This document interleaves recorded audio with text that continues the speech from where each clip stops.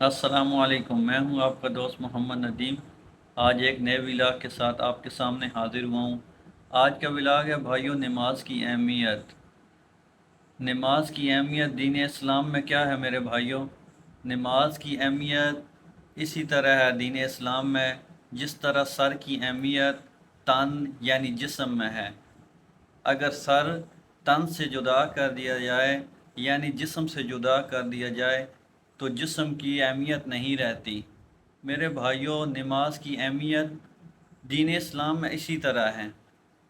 نماز کے بارے میں چند احادیث بیان کرتا ہوں جن کا مفہوم یہ ہے۔ میرے بھائیوں، نماز مومن کی معراج ہے۔ نماز حضور صلی اللہ علیہ وسلم کی آنکھوں کی ٹھنڈک ہے۔ میرے بھائیوں، نماز اللہ تعالیٰ سے براہ راست مانگنے کا ایک ذریعہ ہے۔ جس نے نماز کو قائم کیا گویا کہ اس نے دین کے ایک ستون کو قائم کیا۔ جس نے نماز کو قائم نہ کیا گویا کہ دین کے ایک ستون کو گرا دیا اس نے۔ میرے بھائیوں، نماز میں ہم اتنے سست ہو چکے ہیں کہ ہم میں سے 90% لوگ تو پڑھتے نہیں، اور جو 10% لوگ پڑھتے ہیں ان میں سے بھی 5% لوگ اپنے گھروں میں مصلی بچھائے بیٹھے ہوئے ہیں۔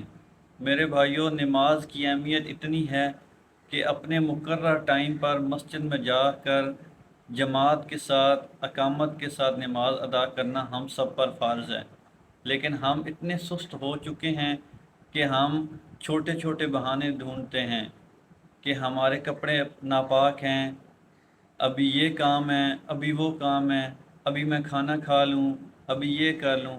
میرے بھائیوں، نماز میں سستی کی کوئی گنجائش نہیں ہے۔ میرے بھائیوں، اللہ پاک ہم سب پر اپنی رحمت نازل فرمائے اور ہم سب کو دین اسلام کی صحیح سمجھ عطا فرمائے۔ وما علینا الا البلاغ المبین۔